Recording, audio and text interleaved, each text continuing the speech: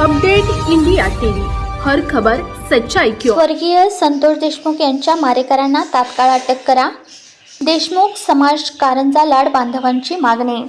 26 डिसेंबर 2024 चे सविस्तर वृत्त असे की मस्सजोग तालुका केज जिल्हा बीड गावातील सरपंच संतोष देशमुख यांची अत्यंत निर्भयपणे हत्या करून त्यांना जीवे मारून टाकण्यात आले। त्यांची झालेली हत्या ही संपूर्ण मानवजातीला काळिंबा फासणारी व महाराष्ट्राच्या संस्कृतीला न शोभणारी आहे। तसेच संतोष देशमुख यांना झालेल्या मारण्याचा व्हिडिओ फोटो अंतःकरणाला वेदना देणारे आहेत। महाराष्ट्राची भूमी ही शांत आणि संस्कृतीने ओळखली जाते, त्यामुळे अशा घटनेमुळे महाराष्ट्रातील कायदा व सुव्यवस्थेला आव्हान देणारी ही घटना आहे।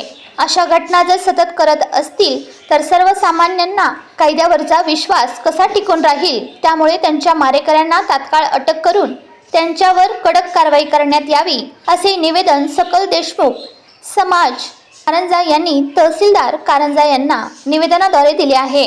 त्यामुळे पंचायत समिती कारंजा सभापती प्रदीप बापू देशमुख, शीतल देशमुख, विजयराव देशमुख, रोशन देशमुख, रणजितराव देशमुख, अशोकराव देशमुख, प्रभाकरराव देशमुख, शिवाजीराव देशमुख, कृष्णा देशमुख, अक्षय देशमुख, अश्विन देशमुख, गणेशराव देशमुख, गजाननराव देशमुख, तवेज जगताप, श्रेयस देशमुख, अमोल देशमुख, सुधीर देशमुख, उदयराव देशमुख, गजाननराव देशमुख, विश्वासराव देशमुख, प्रवीणराव देशमुख, काशीराम देशमुख, रवींद्र बापू, किरणराव देशमुख, रमेश देशमुख हे सर्व यावेळी प्रामुख्याने उपस्थित होते।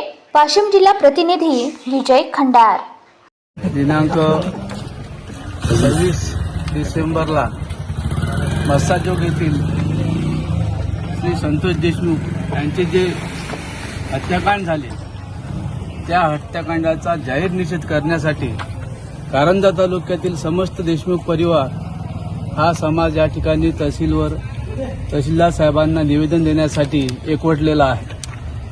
त्या संतोष देशमुख यांच्या मारेकऱ्यांना योग्य ती शिक्षा करण्यासाठी आम्ही सर्व देशमुख समाज या ठिकाणी एक निवेदन तहसीलदार साहेब यांना या ठिकाणी देत आहे। म्हणून आम्ही सर्व कारंजा तालुक्यातील सर्व समाज बांधव या घटनेचा जाहीर निषेध करून त्या प्रकरणाची सखोल चौकशी करून मारेकऱ्याला शिक्षा होईपर्यंत आम्ही स्वस्थ बसणार नाही असा इशारा आम्ही शासनाला या सभेच्या वतीने किंवा या निवेदनाच्या वतीने आम्ही देत आहोत।